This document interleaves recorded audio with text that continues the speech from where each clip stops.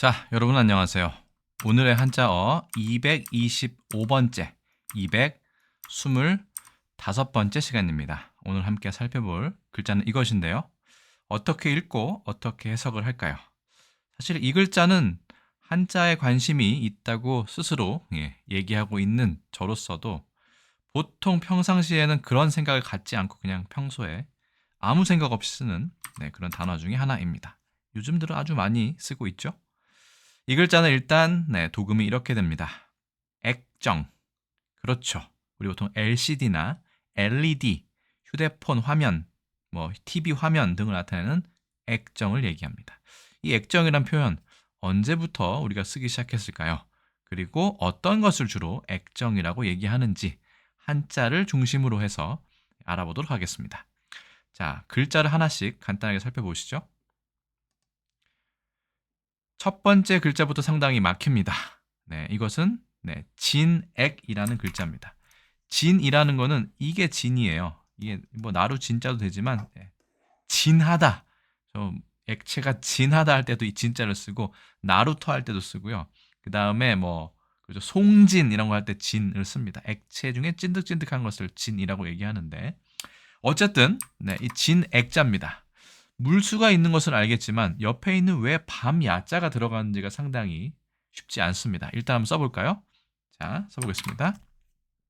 하나, 둘, 셋, 넷, 다섯, 여섯, 일곱, 여덟, 아홉, 열, 열하나 쓰시면 됩니다. 그렇죠? 쓰기는 쉽습니다.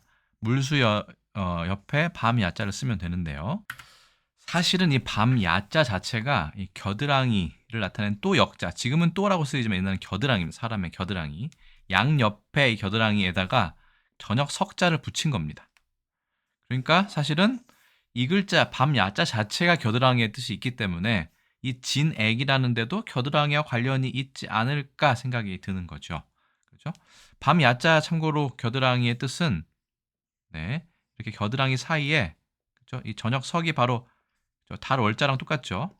그래서 이거는 달을 나타내요. 그래서 사람의 여러 가지 부위 중에 그냥 딱 봤을 때 가장 무언가 숨기기 쉬운 그런 곳이 입 안도 있겠지만 겨드랑이도 딱 이렇게 닿으면 되게 어둡게 되죠. 그래서 달까지 이렇게 깜깜하게 겨드랑이 사이에 살짝 보일 정도로 어두운 밤을 얘기하는 것이 밤 야자입니다.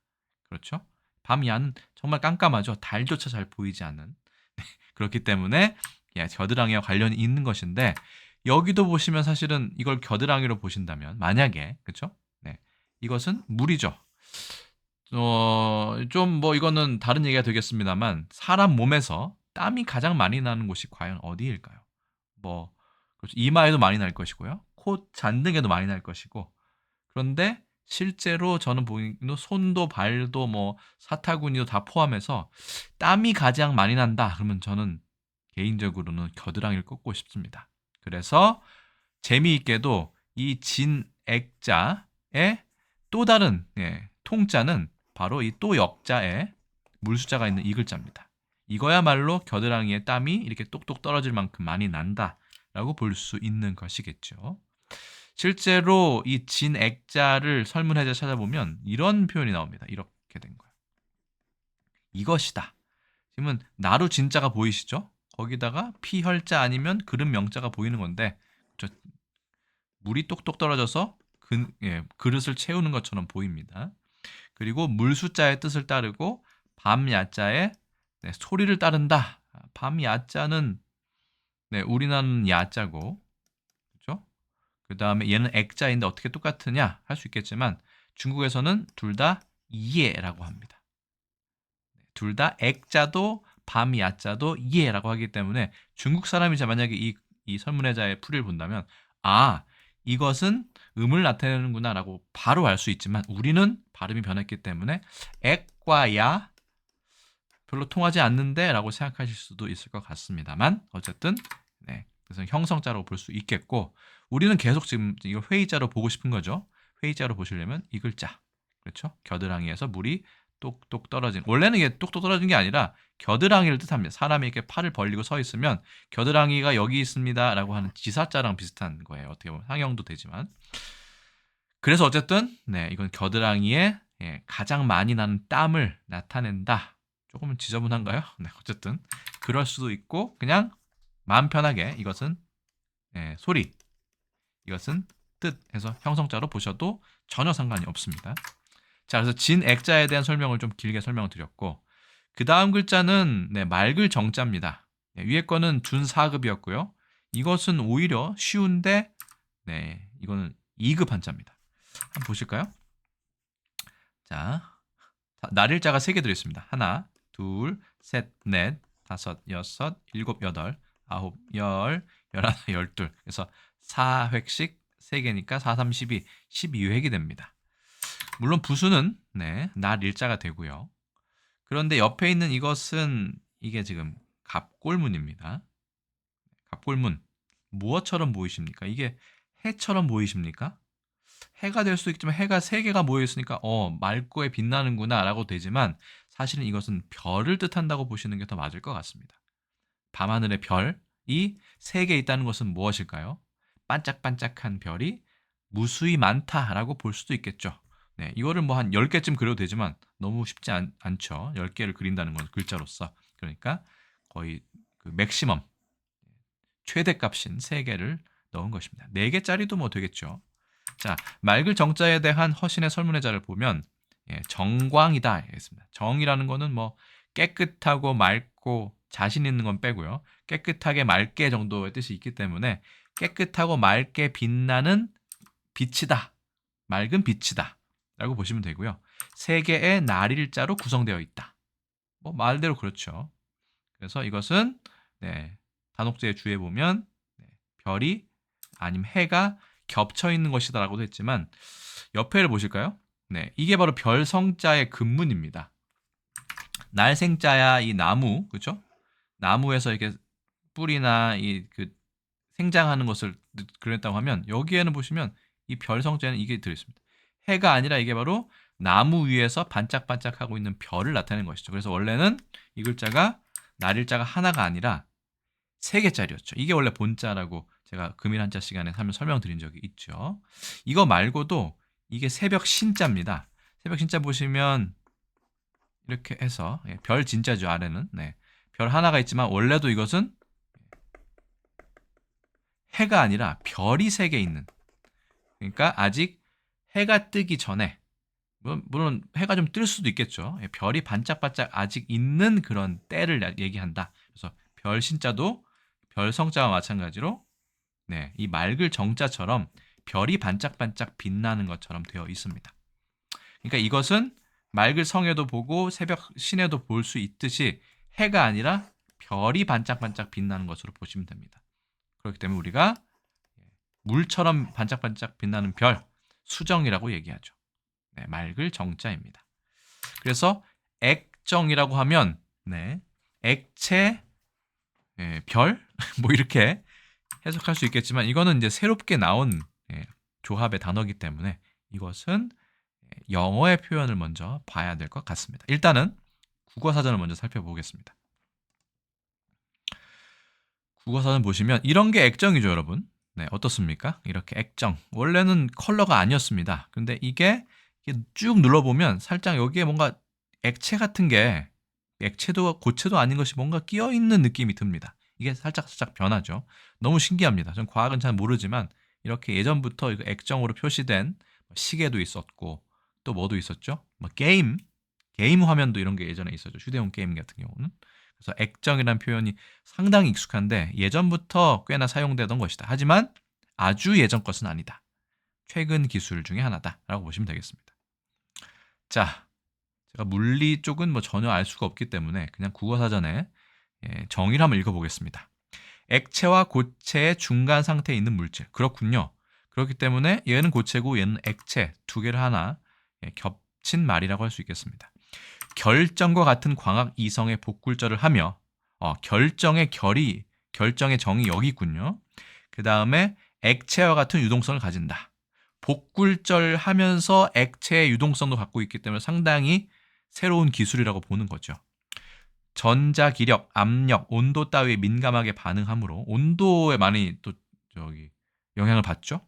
기온이 올라가면 뭐 잘 안 보인다던가 뭐 이런 경우도 있습니다. 또 기온이 낮으면 얼어서 또 표시가 안 된다던가 액정 같은 경우 그런 단점이 있죠. 시계, 탁상 계산기의 문자 표시. 아, 그렇군요. 계산기에서 우리가 많이 예전부터 볼 수 있었습니다. 텔레비전의 화면 따위. 요즘에는 텔레비전의 화면, 모니터 화면, 휴대폰 많이 쓰이죠. 뭐 요즘엔 뭐 워치, 시계까지 포함해서요. 자, 재밌는 표현이 있습니다. 유의어가 액상결정입니다. 그러니까 액상결정의 준말이라고 보아도 괜찮겠네요. 자, 근데 왜 이런 표시가 액정이라는 표현이 나왔을까요? 네. 또 다른 유효로는 이방성 액체, 준결정 이런 것도 있네요. 결정은 결정인데 그렇죠? 이게 결정이 좀 완전하진 않다. 좀 특이한 결정이다. 자, 이렇게도 표현한다고 합니다. 준결정, 이방성 액체, 액상결정도 저는 이번 사전을 찾아보면 처음 접한 단어들입니다. 예문 볼까요? 예문은 오히려 쉽습니다. 액정화면, 액정제품 말고도 너무나 많겠죠. 액정보호, 그렇죠? 뭐 보호 필름, 뭐 이런 여러 가지가 있습니다. 자, 액정 당연히도 조선왕조실록에는 전혀 나와 있지 않고요. 뉴스에서도 70년대에 저는 처음으로 발견했습니다. 그 전에도 있을 수 있겠지만 70년대 매일경제신문 볼까요? 상당히 재밌었습니다. 70년대부터 액정이 있었다니. 콜레스테릭 액정, 온도가 변하면 색깔도 변하는 액정이 곧 일본에도 등장한다. 그러니까 일본이 먼저 개발한 건 아닌가 봐요. 나중에 영어를 보시면 좀 더 이 의미가 간결해집니다. 신재료로서 주목을 받고 있는 액정은 어떻게 이렇게 해서 1971년 매일경제신문에 액정이라는 표현이 정확하게 등장하고 있습니다. 그다음에 1992년 볼까요? 경향신문인데요. 자, 황금시장 액정 표시기 뭔가 좀 뭐랄까요? 북한어나 중국어 같은 느낌이 듭니다. 그다음에 방막이죠. 트랜지스터. 이런 것들 황금시장이 다가온다 이런 얘기입니다. 1992년 한참 액정에 대한 열기가 높았던 모양입니다. 경향신문의 경향 제가 몇 번 설명드린 적이 있는데 어떤 그 텐던시 어떤 그 경향이 아니라 서울과 시골 전국에 있는 뉴스를 전하는 게 경향신문의 경향입니다. 예전에는 이것도 한자로 표기했기 때문에 아시는 분은 다 아시지만 요즘에 만약에 젊은 사람들에게 경향신문 아직도 있으니까요. 얘기하면 뭔가 그런 경향을 나타내는 알려주는 신문인가 보다라고 생각하기가 쉽겠죠. 자, 이 중에 박막 트랜지스터를 한번 영어로 표시해 보겠습니다. Thin Film Transistor Liquid Crystal Display. 자, 이거를 TFT-LCD라고 합니다. 특히 우리는 LCD에 더 익숙해 있죠. 그래서 이 박막이라는 게 thin film입니다. film. 얇은 필름. 트랜지스터는 트랜지스터고요. 그래서 모니터 같은 거 이렇게 관심 있는 분은 TFT-LCD라는 표현도 들어보신 적이 있을 거예요. 그거에 박막 트랜지스터 액정 표시 장치라는 다소 긴 한자어의 그 영어식 준말입니다. 이런 게 LCD죠. 이건 약간 컬러로 되어 있네요. 이거 상당히 재밌습니다. LCD 튜토리얼 해가지고 자 조금 더 자세히 알아볼까요? 자 우리가 TFT LCD라고 하는 게 있습니다. Thin Film Transistor Liquid Crystal Display 이렇게 얘기합니다. TFT LCD라고 얘기하고요. 요즘에는 LED도 있습니다. Light Emitting Diode라고 해서 LED 들어보셨죠? LED. TV가 요즘은 다 LED고 LCD는 이제는 거의 이제 생산하지 않는 것으로 알고 있습니다. 물론 뭐 생산은 합니다만 LED가 요즘은 대세죠. 특히 모니터, 그 다음에 TV 같은 경우는요. 그 다음에 저는 OLED란 말도 많이 들어봤습니다. OLED, 그렇죠? Organic Light Emitting Diode 해서 유기 발광 다이오드. 여기까지는 제가 설명을 못 드리겠고 어쨌든 무기 반대말 유기가 organic이기 때문에 organic. 생체 반응처럼 뭔가 반응을 하나 보죠. 상당히 신기하게. 그리고 TFT LCD는 방막 트랜지스터 액체 결정 표시 장치 디스플레이까지 해서 LCD라고 얘기한다. LCD 정도는 뭐 액체 결정, 액정 표시 장치라고 보시면 되겠죠. 어차피 액정이 액체 결정의 준말이니까요. 좀 복잡하지만 어쨌든 LCD하고 LED, OLED도 참고로 알아보았습니다. 액정이란 말, 한중일 삼국에서 어떻게 쓸까요? 똑같이 씁니다. 예징이라고 합니다. 아까 이 액자라는 발음이 밤야자에서 음이 왔다라고 했는데 이 밤야자도 예라고 읽습니다. 중국에서 지금 현재 중국에서요. 근데 액자도 예라고 읽기 때문에 중국 사람들은 이 발음이 서로 아주 통한다고 생각할 겁니다. 우리는 이 밤야자인데 왜 액으로 읽느냐라고 좀 다소 의아할 수 있겠지만 사실은 발음으로서는 통한다. 그래서 이것을 형성자로 볼 수 있다라고 볼 수 있겠습니다. 그다음에 예징핑 이건 뭘까요? 이건 병풍할 때 병자인데 이거는 액정 화면을 얘기합니다. 병풍처럼 쫙 펼쳐져 있는 것이죠. 넓게. 자, 일본 어떻게 쓸까요? 똑같이 씁니다. 액쇼 이렇게 액기쇼지만 보통 발음을 액쇼라고 발음합니다. 액정입니다. 액정. 말 그대로 한, 중, 일, 삼국이 똑같은 한자를 쓰고 있다. 발음은 액정, 예징, 액쇼로 서로 다르지만 완벽하게 똑같은 한자를 쓰고 있다라고 되어 있습니다. 영어는 뭐 더 볼 필요 없죠. 원래 영어에서 온 말일 것입니다. 그렇죠? 그래서 liquid crystal, 액체 결정. 이게 수정도 있지만 결정의 뜻도 있죠. 그래서 LCD는 liquid crystal display의 약자가 LCD, 액정 디스플레이 표시 장치 정도로 보시면 되겠습니다. 우리가 액정이라는 말은 요즘에 정말 많이 쓴 것 같아요. 특히 화면이 깨졌다라고 하면 액정이 깨졌다. 수리를 하러 가야 된다. 너무 많이 쓰죠. 하지만 액정의 액정을 이 진액, 액체할 때 액정에 수정할 때 맑을 정자를 쓴다고 생각하면서 액정이라는 이야기를 하는 사람은 거의 없다고 생각합니다. 저조차 액정이라고 할 때 액체를 잘 떠올리지 않지만 이 글자를 알게 되시면 이 안에 액체, 반액체 상태, 반고체 상태의 물질이 뭔가 서로 이 번갈아가면서 나타나고 있구나 라는 원리를 아무래도 전혀 모를 때와 비교해서는 생각을 하면서 액정을 바라볼 것이라고 생각합니다. 실제로 지금 여러분이 보고 있는 모니터 같은 것도 잘 꾹 눌러보시면 무언가 지금 저도 모니터를 눌러보고 있는데요. 무언가 안에 있습니다. 지금 액체 같은 것이 눌려요, 얘가. 그래서 세게 눌리면 깨지면서 뭔가 액체 같은 게 쫙 퍼지기도 하죠. 그래서 이것을 이제 젊은 사람들한테도 액정의 액이 액체할 때 액이다라고 얘기하면 공대생들은 좀 알 수 있겠지만 상당히 신기해합니다. 액체가 과연 들어 있는가? 그러고 보니까 맞는 것 같다. 정자는 결정 상태의 수정이다라고 보시면 조금 더 액정, 그렇죠? liquid, 그다음에 crystal이라는 영어 표현까지 LCD까지 조금 더 폭넓게 이해하기에 도움이 되지 않는가 싶어서 이 당연하게 생각하는 이 한자어를 오늘 가져왔습니다. 오늘 컨텐츠는 어떠셨는지 모르겠습니다. 특히 저는 LCD하고 액정, 액체 결정이라는 표현 자체가 상당히 신기했는데요. 자, 일단 오늘 어떠셨는지 유용하셨는지 댓글로 좀 알려주시고 그 다음에 이것도 역시 영상이 많이 길어져서 간략본으로 또 간략하게 하나 만들어서 또 공유를 하려고 합니다.